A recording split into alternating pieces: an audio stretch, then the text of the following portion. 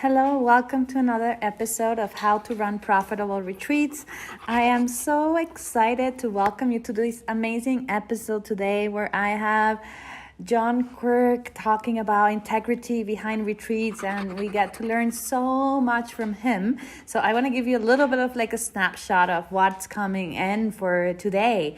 All right, so basically, John runs retreats once a month and he does local retreats. So we are going to be talking about how you can reduce stress by actually hosting local retreats, and how locations are actually the icing on the cake, but not the must for a retreat to happen to be transformational, and how to build your business focusing on high value, and really how to see that sales are a service, right? So this is so important, and I want you to remember that at the end of the day, we want to focus on the service to humanity that we're doing when we're hosting retreats, rather than just on the monetary results out of it.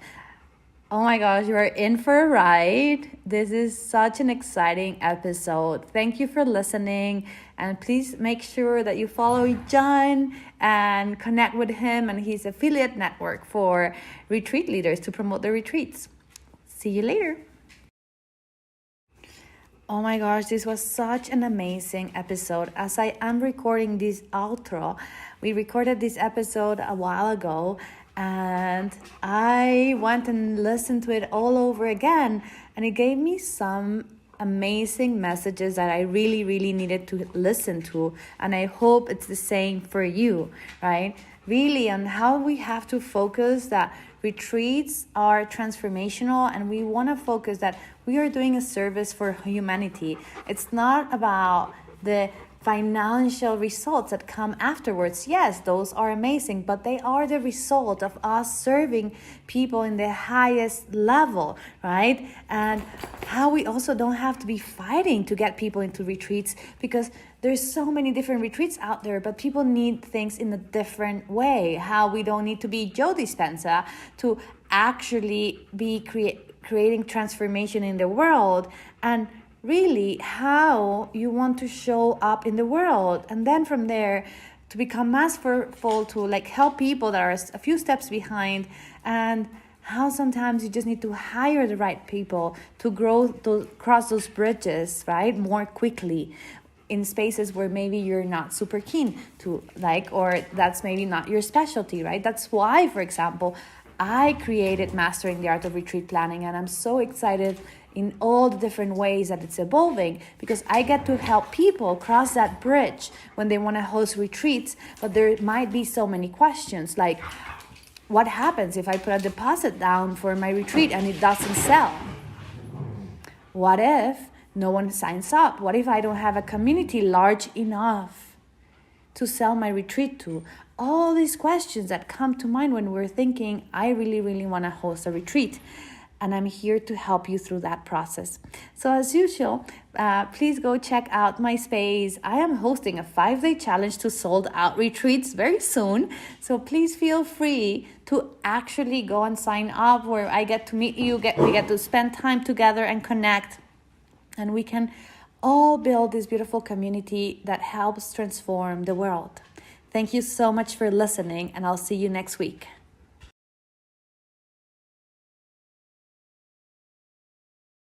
Hello, so welcome back to another episode at this podcast where you're going to learn all about retreat planning. I am so excited to have today here John.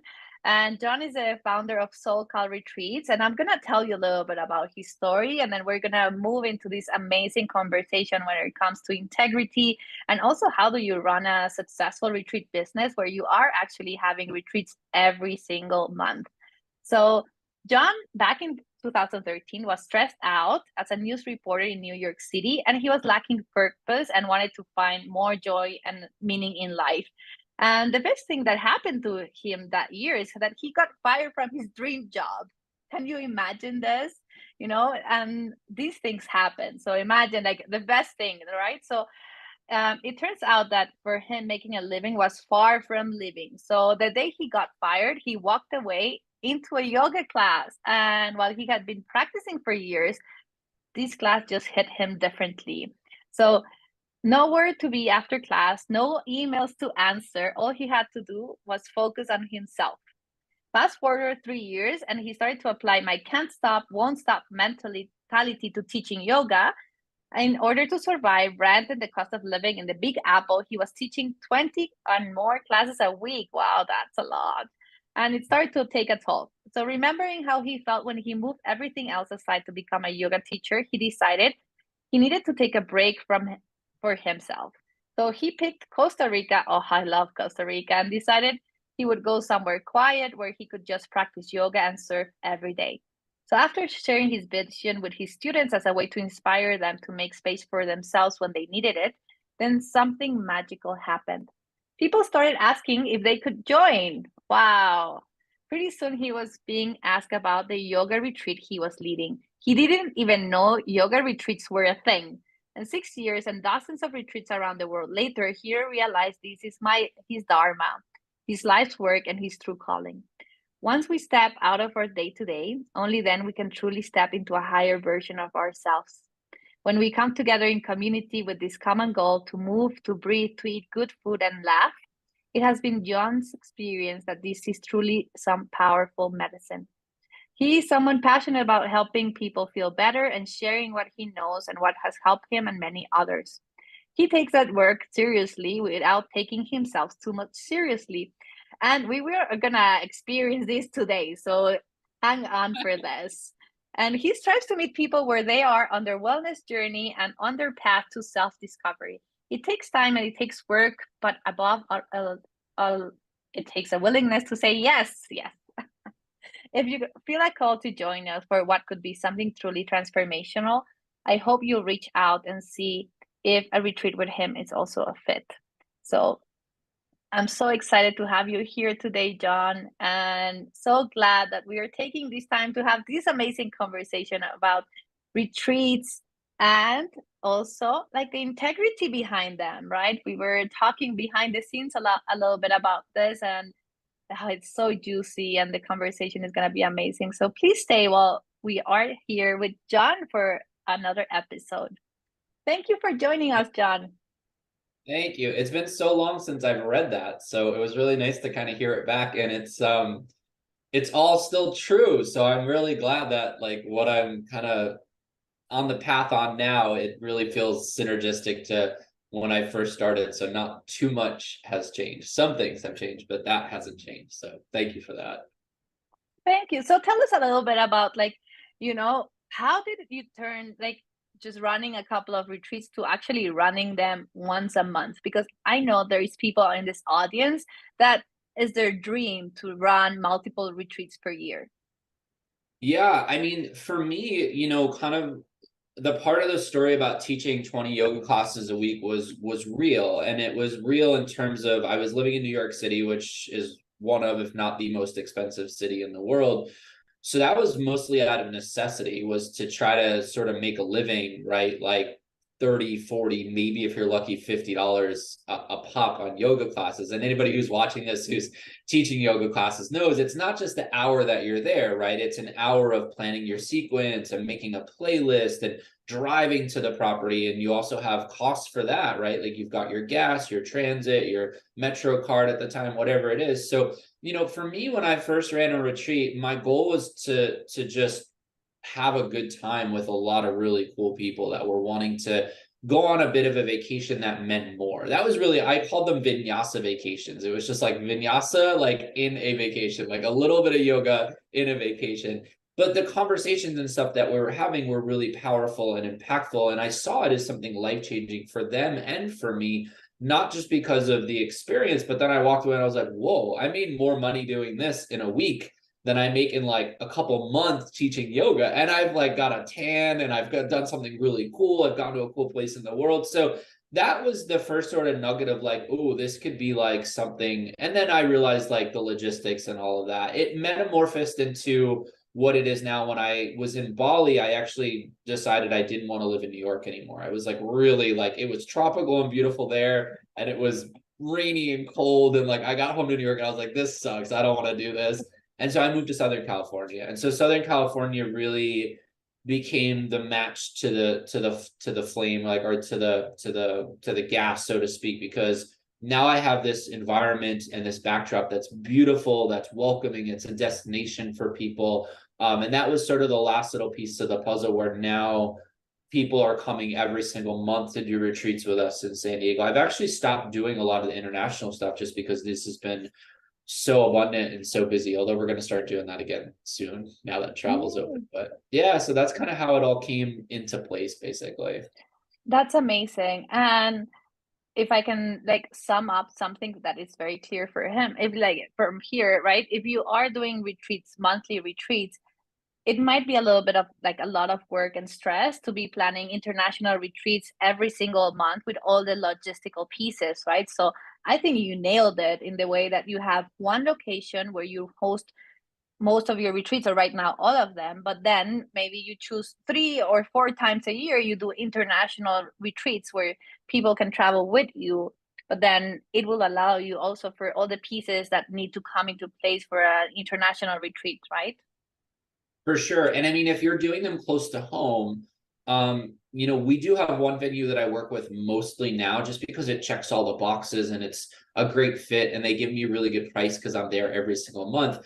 But I've worked with, God, like a half dozen places in Southern California.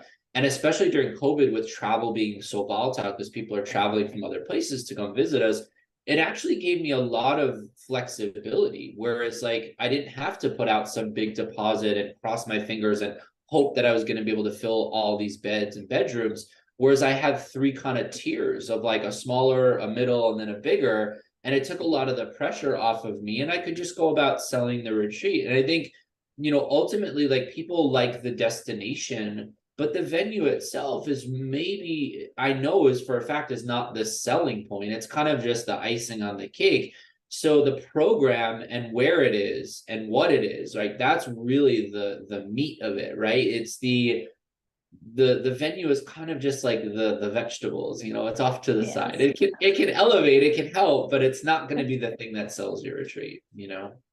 Oh, I totally agree with this. It's like a nice to have for me. Like it's nice to have a beautiful location in an exotic destination, but it's not a must, right? And I think this is where we're going to go into this conversation about the integrity and really coming from a place of purpose, because what is really a must, and at least for me, and I believe for you as well, is that the purpose of why you're doing this, it's the key piece, right? It's the cake. It's not the icing. It's not the cherry. It's the whole thing. Like it's really the piece that is the most important one, because it either makes it or breaks it, right? For sure. And like the venue, I use this analogy as, like, say you were flying to Los Angeles, right? And you wanted to go do the Hollywood Walk of Fame, and you wanted to pick all these things that you wanted to go do. You would pick a hotel that was mostly just around what it is that you wanted to do, whether it was a Sheraton or a Hilton, or you have an idea of a price point and what you wanted to have, a swimming pool or whatever.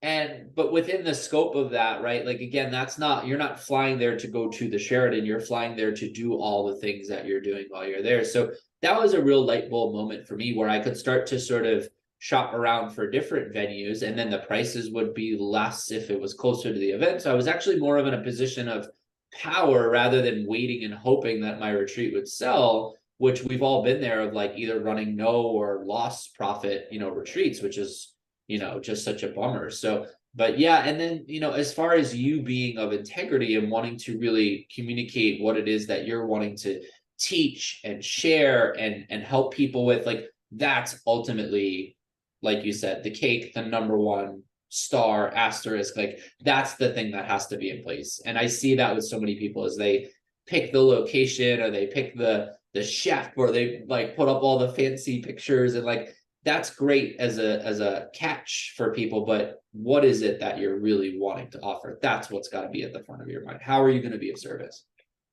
I can only assume that, like for you, because your purpose is so important, and everything else comes like kind of like secondary, is why you have people coming back, right? Because if you have the pretty pictures and everything, but then you come and the retreat is not really transformational, or you just see that it was just an another revenue avenue for the person hosting it, or just because they wanted to go on a holiday there, so they decided, let's do a retreat here because I want to travel there, right?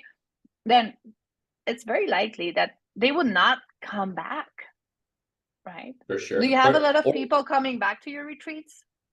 Yeah, I've had people come back 3 times. I've had multiple people come back. I've had people come themselves and then bring back like a family member, a daughter. Like I've had a fair amount of repeat business. I mean, I've started now to step into the space with monthly retreats of like I have to create a bigger network. Like I have to start to understand social media advertising. But I've done like Google ads. I've done like so many things that I spent a lot of money on, frankly, and didn't really get me anywhere. Really, what the business has been built on is that component of wanting to deliver something that is just crazy high value. Retreats are such a big commitment for somebody. They're such a vulnerable space. Their time, their money, they're flying in for a lot of these retreats. Like that is such a huge commitment, and especially if you're somebody who isn't famous or hasn't written New York Times bestsellers books, you have to think about the rapport that it's going to take to get somebody to say yes, right? And I think again, that's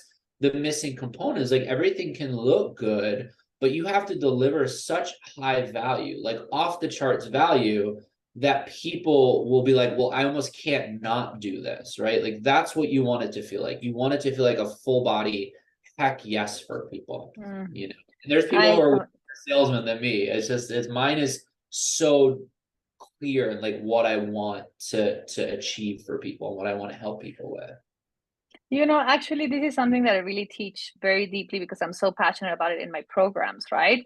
Is when you put out together, like you put a retreat together, right? Like you're like, this is my dream retreat. The first client who should be saying yes to that retreat should be you. Yeah. Right? Like your whole body should be saying, oh my God, yes, I want this. Yes. Yes. Like if I say, if you are not your ideal client for your own retreat, go back and fix it because there is something wrong. You should be saying yes to every I single love piece that. that And you're putting. I'll tell you a funny story. I've been shopping for retreats because I wanted to go to Thailand. Like I've been dying to go to Thailand for the longest time, mostly for myself, but also to do like some research for a retreat, maybe to do myself there.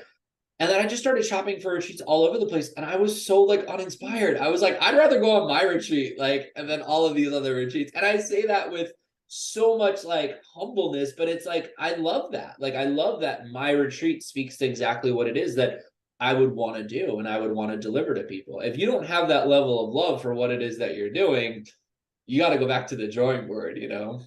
Exactly. So for everyone listening to this, there is this huge, huge, massive invitation. If you're putting a retreat together and you're hesitant about it in any piece, go back to the drawing board. Yes. Yeah. I Go. mean, literally, like, I've been working with some folks about, like just even building their landing page or their content around what it is that they're doing. And a lot of them are sharing really beautiful things about what they do and what they're passionate about. And that's great. Of course, you need to develop that expertise with people, right? But there's a lot of people are missing the element of like, well, what's the guest experience going to be like? What is the benefits for them? What are you taking them through? You know what I mean? This is not an advertisement for you. This is an advertisement for what is for them. You know what I mean? And it's so funny because I see it in really smart and really well-intentioned people. It's just like losing sight of like, call it your client, your guest, whatever. But like, that's your tribe member. That's your person who's like coming, who you're wanting to serve. Like you have to get that level of love for them before they're even through your door, before they've ever given you a single dollar. Oh, yes, I totally agree. Like, I believe like sales pages or retreat pages, however you want to call them, I am not scared about calling them a sales page because they are, right? Sales is not bad. It's not a dirty word. Yeah, but there are so many people, like mainly in the spiritual world, that you might feel a little bit like triggered by that, right? Like, Sure. I am supposed to make money out of this, right? Like, it's kind of like, it's a little bit crazy sometimes, like we get into this fear space because sometimes we believe that the spiritual world or the wellness world is not something that you're supposed to be charging for. But how can you show up with an overflowing cup if your cup is empty, if you cannot pay your bill? How can you really show up for your clients if you are thinking about how you're going to pay your next rent? you're probably not Yeah, going to show your best version, right? So sure. really being I, very I've heard results driven. Totally. And I've heard it said many times, and I don't think it really clicked, especially until like COVID, when I did get pushed up against the wall of like getting down to like my last savings and really an existential crisis of like, do I even want to continue with this business? Because there was nothing coming in. There's no steady paycheck when you're an entrepreneur, right? It's just your work has to sell, like it has to sell, and you're out there in that sort of way. But I'd always thought about it through a lens of just like that, like I have to sell to make money to survive. When you lose sight of that, right? And people will say in the entrepreneurship world and sales world, and I've heard it so many times, it's like you have to think of your sales as a service, right? Like, and almost to the point, not almost, but to the point of, if somebody who needs your product or service is not buying it and doesn't know about it, you're actually doing a disservice. And I was like, oh, that kind of sounds like too much or whatever, but I really bought in on that. And now it's like, yeah, like I have people to help. I have people to serve. I need to get this message to them. And it's not to sell them, it's because I literally know that they'll benefit. And I've had so many people come through my retreats tell me how transformational, life-changing they are. It's like now I don't even have to prove it to myself anymore, which is a big thing for a lot of people. I'm sure we'll touch on that, but it's, Oh, yeah, it's really important. Like if you're not getting your content in front of people and you're not doing the work and you don't feel that full body hell yes for your own product and your own service, well, then you're not going to get there, yeah. I really believe that even like up to the way of the pricing of your retreat, if you wouldn't pay that for a retreat in for anyone else, why would you believe that someone else would pay it to you? 100%. I have so 100%. many people asking me, I want to sell my retreat for $5,000. And I'm like, you can, of course. Would you pay $5,000? No. Well, that you're probably not believing enough in what you're offering or in someone else. Like, I invest so much in training. I invest in myself so Mhm. much. And I pay crazy expensive courses and I do it happily because I'm like, oh my gosh, this way I can serve people better. I will serve my clients from the best place that I can. Yeah. And Well, just think about how good it feels like you go to the grocery store, right? And your favorite thing is on sale. And so you love it. You were going to buy it anyway, right? But you got this like smoking deal on it. How good does it feel like when you get crazy value for your cost? Now on the flip side, like everybody's bought something that they regretted. You know what I mean? Like I just bought brand new hockey skates that were $700. I tried them once and I hated them. I went back to my old skates, and that like it kept me up one night. Like I was literally laying in bed, like, oh my God, I made this $700 purchase and I don't even like the thing that I bought. I mean, think about the polar opposites, like the polar ends of that, right? So you have to think about that, yes, when you're providing this and when you're pricing it. Like you want people to not just walk around and be like, it was good. You want people to walk around and be like, oh my God, I would have paid. I've had people say that to me. I would have paid double for this retreat. And part of me is like, yes, I wish you had paid double. But part of me is like, really mostly like, oh my God, that feels so good that's how valuable you felt like this was. yes, the value has to surpass the price. As Agreed. simple like that. Like when you come to a retreat, you don't come for the rooms, you don't come for the food, you come for the experience, for the transformation, You, right? they're buying you. That's what you have to Yes. think. They're buying you. Yes, I love that you're mentioning this because it's so important. So many people I've seen, like I've done so many reviews of pricings in retreats, and I'm like, and where is your fee?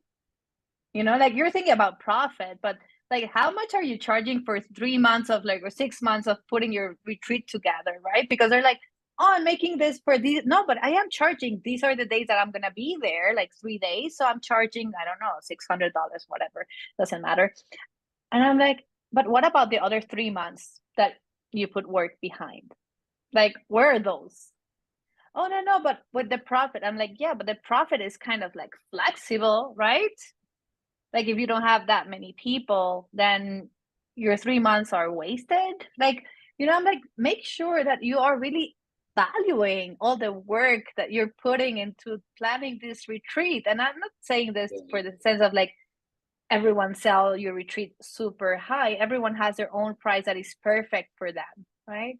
Yeah. But Well, when like you pay any specialist, right? Like if you pay somebody to come fix the plumbing at your house, right? You're not just paying them for the hour, you're paying them for the years of experience, right? That's really what you're paying for. And that's a mindset I think that we just miss, like especially if you come from like a yoga teaching, right? Where you're making like $40 and you're really not being paid fairly for what your time is worth. I still feel that way about going to teach yoga. I love it, but I mean I don't even look at it as like a money maker for me because mm, it's so much energy out versus what I'm getting back. But this right. is you, this is your baby. And if you're trying to make a living on this, right, you have to think about the hours that you're going to spend doing social media, writing emails, and then learning about those things too. I mean, all of that, it's all like once somebody's booked on your retreat, it's not just the cost of the bed, it's the cost of everything that took to get them there. Yes, I totally agree. I think this is such a key message for anyone listening. It's not just about the bed. There's Mhm. so much more behind. And like one of my specialties is loyalty marketing. And loyal customers spend 60% more than non-loyal customers. It's insane. It's crazy. So if you have someone who has an amazing experience, they are gonna be your best PR. 100%. For Yeah. like some of There's them, a they can be better than ads. Yeah, there's a course I'm taking right now that's like the money's in your list, right? Whether it's your Mm, email list or your friends list or whatever, your social media group or whatever, it's like that's where your people are, right? And there's no better marketing sales in the entire world than the experience of somebody who's done what you've done or done what you offer and had an amazing experience. Like that, I don't even really market. I just take videos and testimonials of people that have been on our retreats and I go, here, watch it. Like every time I talk to somebody on a booking website, an email, it's like one of the first blasts that goes out after you opt into our I'm like, don't listen to me. I'm like, go like listen to the other people that have done it. That's your low hanging fruit for sure. oh my God. Yes, I totally agree. And this is, I think, an awesome advice for people. And I have a video on YouTube about this, and it's so powerful. It's about testimonials, like how Mm. to get testimonials. Because, nowadays with AI, you can fake testimonials. They can even make a fake avatar. But really, really, like if you're doing transformational retreats, you don't need that. Just make sure that you're asking the people to do the testimonials for you, because they are really your best PR. Like they can bring so much many more clients than a Facebook ad. And I completely agree. Like you can waste so much money on ads if you're not doing it properly. Of course, you can also make a lot. I'm not saying there's no money to be made behind ads. Sure. But the reality is that the people who already experienced what you offer, they will speak about you so much more powerful, probably than even yourself. 100%. I just wrote a blog about artificial intelligence because it's been coming up. I was in a think tank about it recently that was really powerful just to see everybody's sort of opinion. And I think there's obviously utility to any technology. That's why technology exists, right? To streamline and make life easier. And but there's especially with something like a retreat, right? That's so intimate, it's so heart-centered, it's so I mean, it is an in-person experience at the deepest, most beautiful level, right? Strangers coming together. I mean, it goes all the way back to the beginning of us as humans, right? No. Just think about this if you're listening to this as a retreat leader. Like, do you really want to try to hook somebody to do that with something that Chat GPT wrote? Like, do you really want to put up pictures that aren't of you or your retreat guests or anything that has to do with you? Like, I just think we have to be really careful about wanting to bypass that human connection element because that is what a retreat is. Like it or not, like you're connecting to people and you're connecting them to each other and you're connecting them back to themselves, right? Yeah, I love this because I do believe like retreats are a beautiful container or bubble where people come together with an intention. They intentionally choose to be there. It's not like they just randomly met in the supermarket, right? Do you know how I named my and branded my first retreat? Yeah, tell me.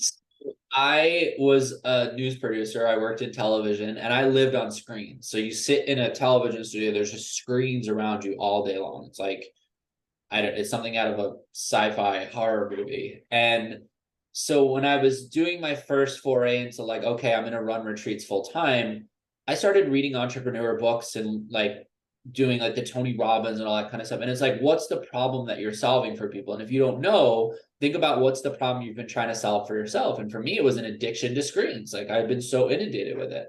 So I named my first retreats, and I still do. I still have my main branding is digital detox, 4-day digital detox retreats.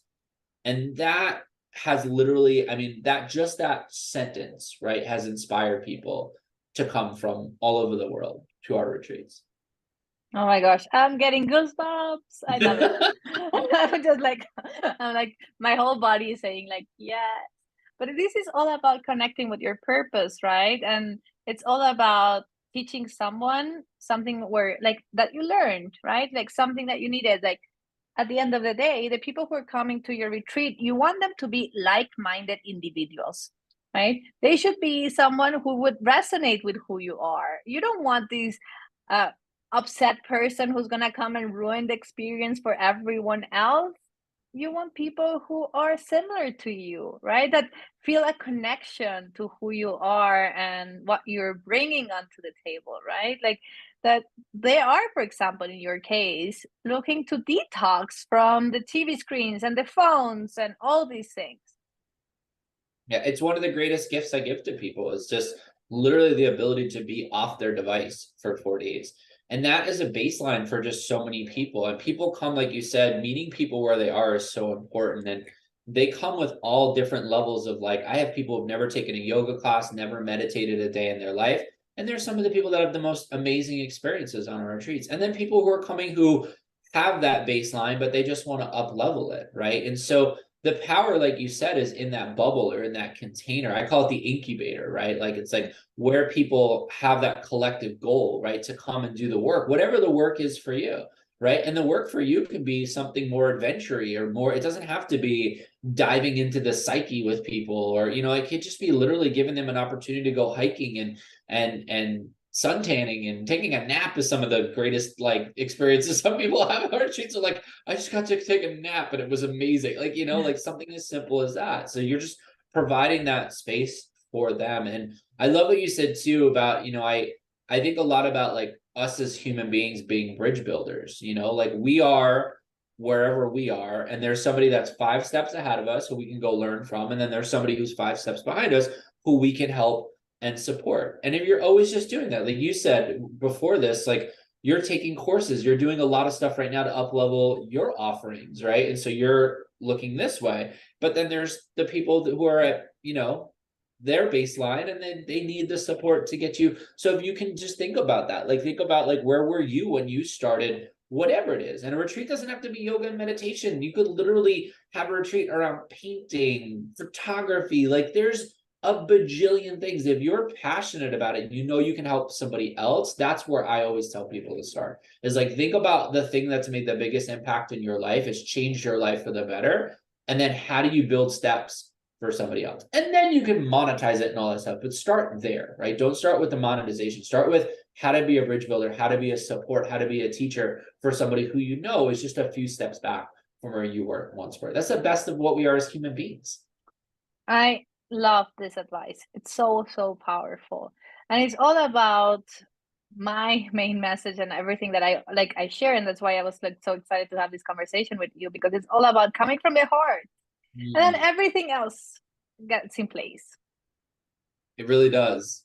It really does. I've strayed off the path, admittedly, a few times of just like flashy things, people telling me how they could help my business with this thing, that thing, the technology thing, this, and really coming back to the essence of why I'm doing what I'm doing. And when people watch videos on my website where I talk about it, and then they come to the retreat and the feedback I love the most is they're like, you're really authentic. Like this really is who you are. This really is what you love.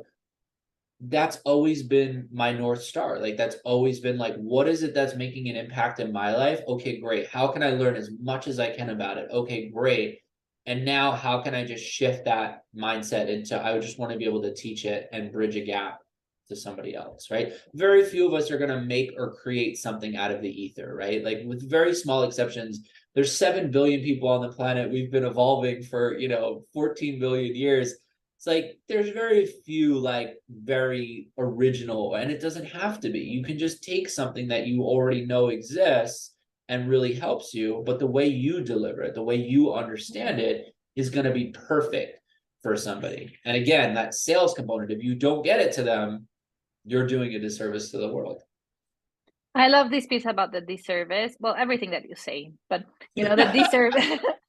It's amazing. I love it. I really enjoy recording these like episodes and everything, because it's just like it's always like like I don't know. That's why we meet beforehand and we make sure that we are all aligned with our messaging. And yeah, doing a disservice, it's so important. Like I started like seeing that, like because one of my coaches said once, like, because I was like, "Oh, I really don't feel like offering, like having a call and then offering something. I was just not really in the mood." He's like, "But what if they really needed your help? And just because you didn't say 5 words, you are doing a disservice to them." And I'm like, "Oh my gosh, you're so right." I was like, Hey, so I'm talking true. for 1 second. My little robot vacuum just came into the room. Sorry.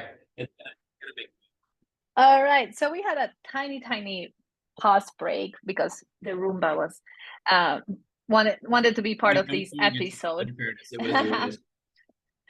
But yeah, so basically, like if we can sum up our call today is really all about connecting with your purpose. And then why don't you just give us a little bit of like, if you had like a couple of key takeaways for people who are running or planning to run retreats, that will be amazing. Yeah, I mean, in looking around in like Facebook groups and masterminds and other places where people are wanting to do retreats, um, I see a lot of people celebrating their wins and doing a lot of talk and thinking about marketing and sales. And again, like that is an important component, but it's a service component of the overarching theme, which is that you're providing service to humanity, right? Like there are 6-figure retreat leaders out there. There are people like I'm making a full-time income doing retreats, and COVID, like, kind of threw that off for a while, but like it is possible, right? But I will tell you again, like every time I sort of chase the idea of like monetization or growth just with a mindset of figures, the universe kicked me in the ass so quickly and brought me back down to square one, which is that you have to be obsessive about helping other people. You have to be obsessive first and foremost with yourself and really what it is that you're wanting to feel like and how you're wanting to show up in the world. My everyday starts with breathwork meditation for me. The same things that I teach on retreat, breathwork meditation first thing in the morning, are the same things I start my day with. And I anchor myself every single day. So breathwork, meditation, self-hypnosis of like, how do I want to feel? Right. And that's like so much of what I teach on retreats is the quantum model, the quantum physics model, right? Is not that you wait for the outer environment to line up a certain way so that you can feel a certain way. No, you obsess over feeling the way you want to feel, and then you allow it to condense into 3-dimensional reality, right? I won't go into a whole quantum physics talk, but like you allow the external environment to reflect your internal environment, right? And once I figured out that component, right, then I wanted to express that to other people, right? That's really how all of this started.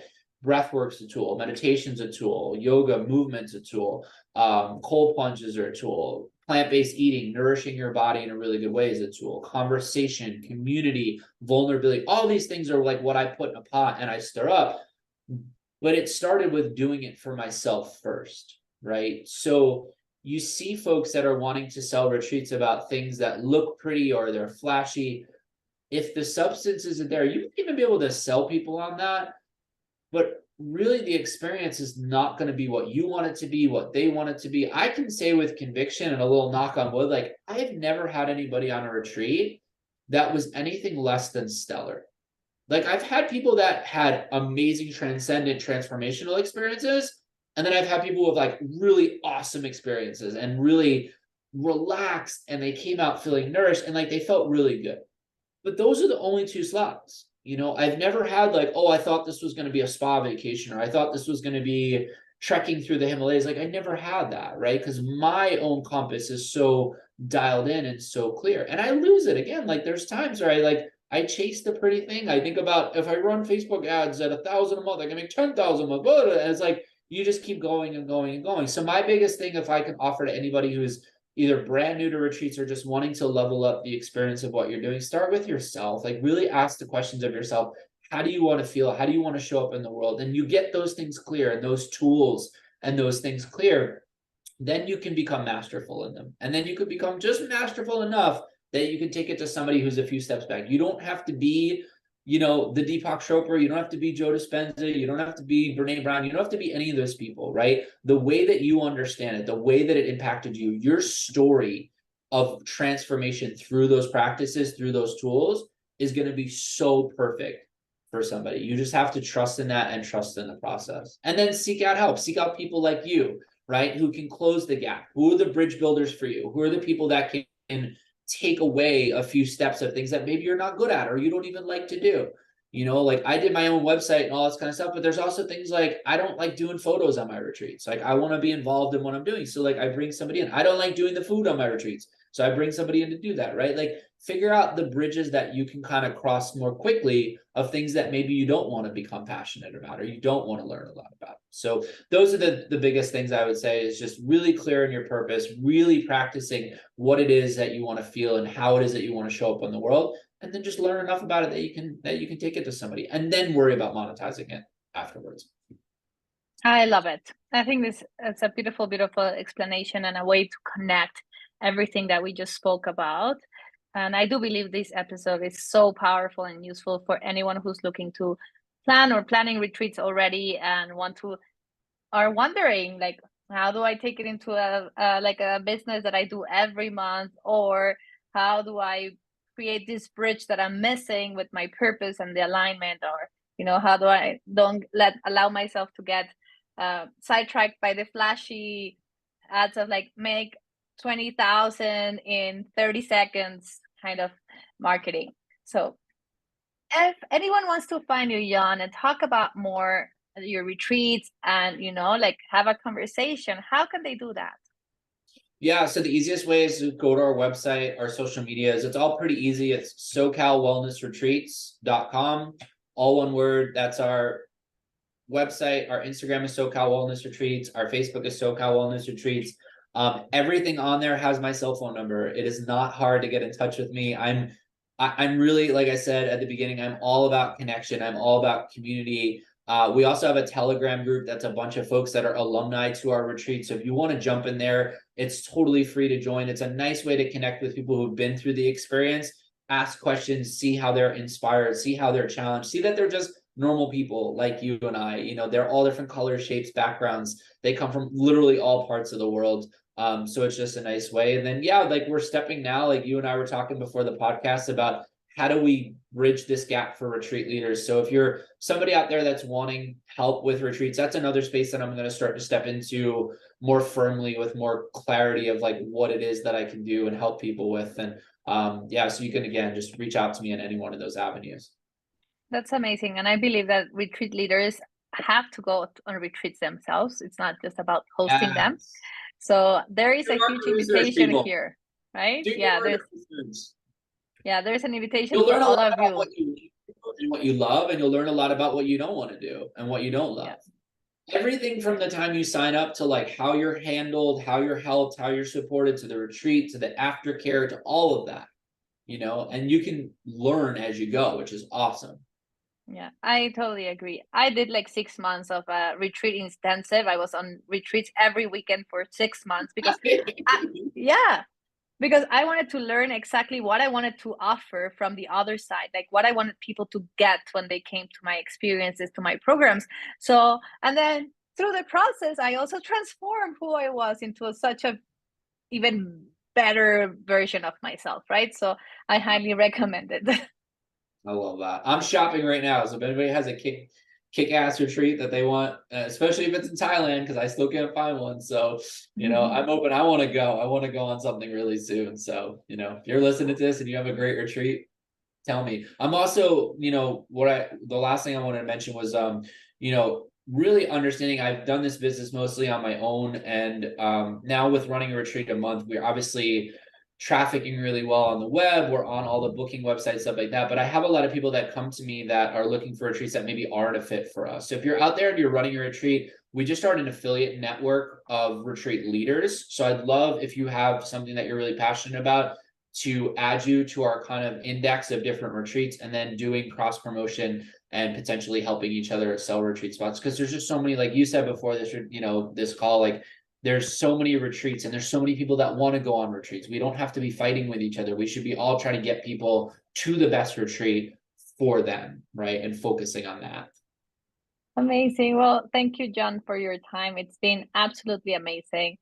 And for all of you who are listening to us, thank you for your time, and I'll see you on our next episode.